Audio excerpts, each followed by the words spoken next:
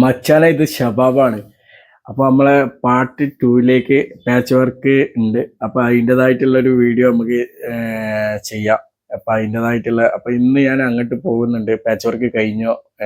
ഇന്ന് patch work കിട്ടി കഴിഞ്ഞാൽ നമ്മൾ പെയിൻറ്റിങ് ഇന്ന് കൊണ്ടുപോയി കൊടുത്തിങ്ങനെ വണ്ടി.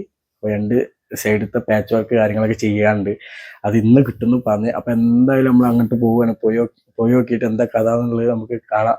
ചെയ്ത വർക്ക് വൃത്തിയുണ്ടോയെന്ന് അറിയാം. ഞാൻ ഇവിടെ വലിയ ഐഡിയ ഇല്ല, കൊടുത്തിട്ടതാ. അപ്പോൾ പെയിൻറ്റിങ് അത് കഴിഞ്ഞിട്ട് നേരെ പെയിൻറ്റിങ്. അപ്പോൾ എന്തായാലും ഫസ്റ്റ് നമ്മൾ പാച്ച് വർക്കിൻ്റെ സ്ഥലത്ത് പോയി നോക്കിയിട്ട് എന്താണ് അവസ്ഥ എന്നുള്ളത് നമ്മളെല്ലാവരും ഒന്ന് പോയി നോക്കാം.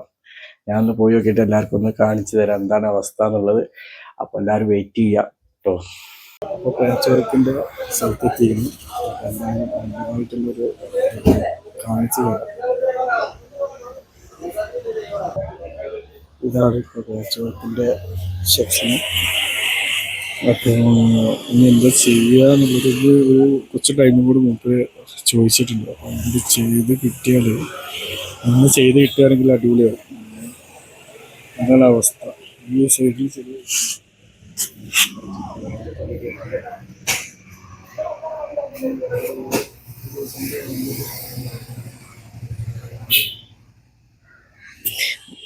ഇന്നെന്തായാലും ഇനിയിപ്പോൾ അത്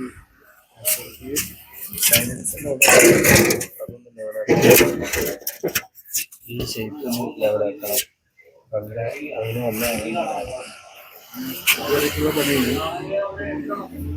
2-3 കാര്യങ്ങളുണ്ട്. അതുകൂടി ചെയ്താൽ സെറ്റാവും. പിന്നെ പെയിൻറ്റിങ്ങിൻ്റെ സൈഡിൽ ഒന്ന് പോയി വെക്കാം. വണ്ടിൻ്റെ ഒരു ഇപ്പോഴത്തെ ഒരു കണ്ടീഷൻ വെച്ചിട്ട് ഇങ്ങനെയാണ്. പിന്നെ പെയിൻറ്റിങ് കാര്യങ്ങളൊക്കെ ചെയ്യാറുണ്ട്.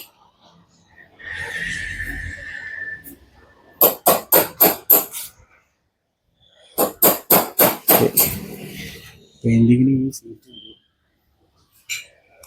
പെയിൻറ്റിങ് കാര്യങ്ങളൊക്കെ ചെയ്യാനുള്ള ഒരു സെറ്റപ്പാണ്.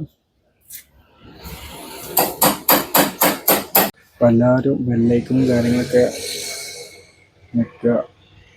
പിന്നെ നോട്ടിഫിക്കേഷൻ വരാനുള്ള ഇതാക്കുക. അപ്പോൾ എല്ലാവരും എന്ത് ചെയ്യുക, സപ്പോർട്ട് ചെയ്യുക. അപ്പോൾ അടുത്ത വീഡിയോയുമായി എല്ലാവരും മീറ്റ് ചെയ്യുക. അപ്പോൾ ബൈ.